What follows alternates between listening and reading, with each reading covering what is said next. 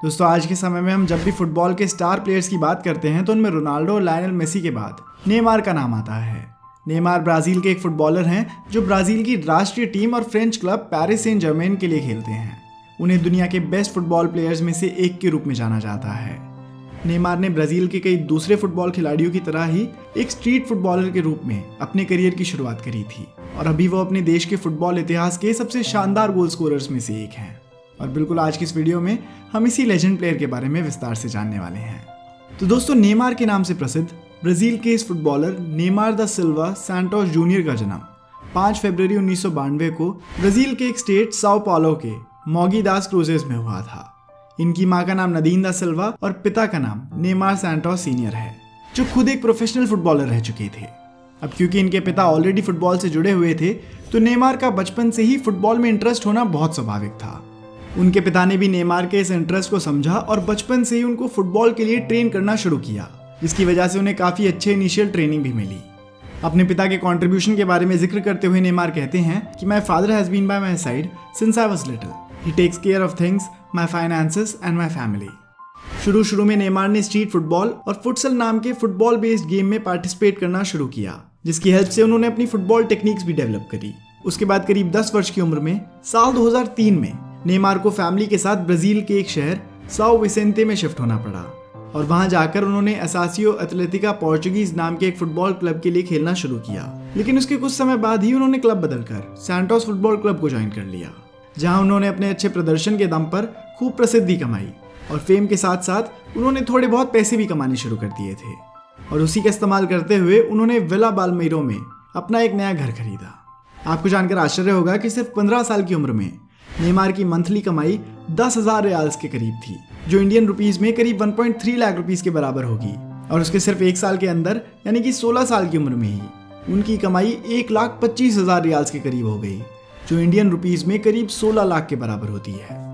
इसके बाद नेमार ने कॉन्ट्रैक्ट साइन करते हुए प्रोफेशनल फुटबॉल करियर में एंट्री करी और इस वक्त उनकी एज सिर्फ 17 साल की थी और इसी समय से उन्हें स्पॉन्सरशिप डील्स भी मिलनी शुरू हो गई। उसके बाद फाइनली 7 मार्च 2009 में 17 वर्ष की उम्र में उन्होंने ओएस्ते फुटबॉल क्लब के खिलाफ अपना डेब्यू मैच खेला। उसके बाद 11 अप्रैल को उन्होंने सोशेदादे एस्पोरित्वा पाल्मारेस के खिलाफ एक डिसाइसिव गोल मारते हुए अपने प्रदर्शन का ट्रेलर सभी फुटबॉल फैंस को दिया। उस वक्त नेमार के टैलेंट के बारे में जिक्र करते हुए अमेरिकन फुटबॉल जर्नलिस्ट टिम विकरी कहते हैं, this 18-year-old is a magnificent prospect. He's sleek and skillful, able to be the defender on either side. उसके बाद साल 2010 में नेमार द्वारा किए गए जबरदस्त प्रदर्शन की वजह से उन्हें पेले जैसे लेजेंड से कंपेयर किया जाने लगा, जिसके बाद उन्हें इंग्लैंड प्रीमियर लीग की team West Ham United football club के लिए खेलने का इन्विटेशन आया, लेकिन उन्होंने $12 मिलियन की बिड को ठुकराते हुए इस प्रपोजल को रिजेक्ट कर दिया। उसके बाद फिर उन्हें चेल्सी फुटबॉल क्लब की तरफ से भी प्रपोजल आया, लेकिन इसे भी मना करते हुए नेमार ने कहा कि I am focused only on Santos. फिर साल 2011 में हुए Copa Libertadores de America finals में उन्होंने 6 गोल्स मारे और खुद को बेस्ट ब्राज़ीलियन फुटबॉलर के रूप में स्थापित किया।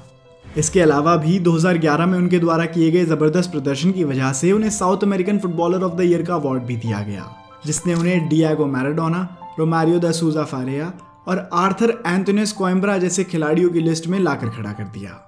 इस बेस्ट प्लेयर के अवार्ड के मिलने के करीब 2 महीने बाद 5 फरवरी 2012 को उन्होंने अपने प्रोफेशनल फुटबॉल करियर का 100 गोल भी कंप्लीट किया। उसके बाद 27 मई 2013 को नेमार ने एफसी बार्सिलोना के साथ कॉन्ट्रैक्ट साइन करने की अनाउंसमेंट करी और 2013 के फीफा कॉन्फेडरेशन कप खेलने के बाद एफसी बार्सिलोना को ज्वाइन भी कर लिया। और 2013 के ला लीगा सीजन में उन्होंने बार्सिलोना के लिए अपना प्रोफेशनल कॉम्पिटिटिव डेब्यू किया और इसके 6 दिन बाद ही उन्होंने अपना पहला ला लीगा गोल रियल सोसिएदाद दे फुटबॉल क्लब के अगेंस्ट स्कोर भी कर दिया। अचानक उस वक्त ब्राज़ील टीम के कैप्टन थियागो एमिलियानो दा सिल्वा इंजरी से गुजर रहे थे।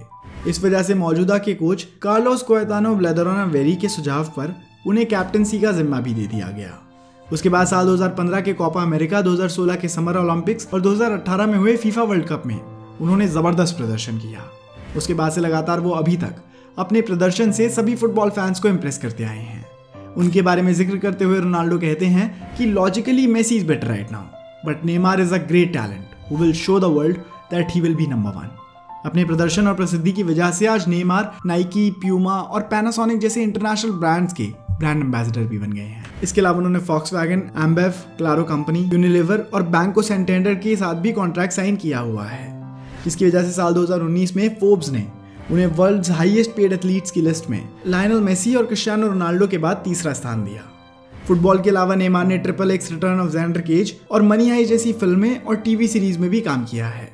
इसके अलावा नेमार को लेकर एक इंटरेस्टिंग फैक्ट ये भी है कि नेमार अपने चर्च में अपनी आय का 10% डोनेट करते हैं।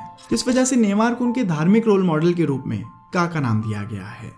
नेमार क्रिश्चियनिटी धर्म से संबंध रखते हैं और उनका मानना है कि जीवन तभी समझ आता है जब हमारा पूरा आदर्श क्राइस्ट की सेवा करना हो।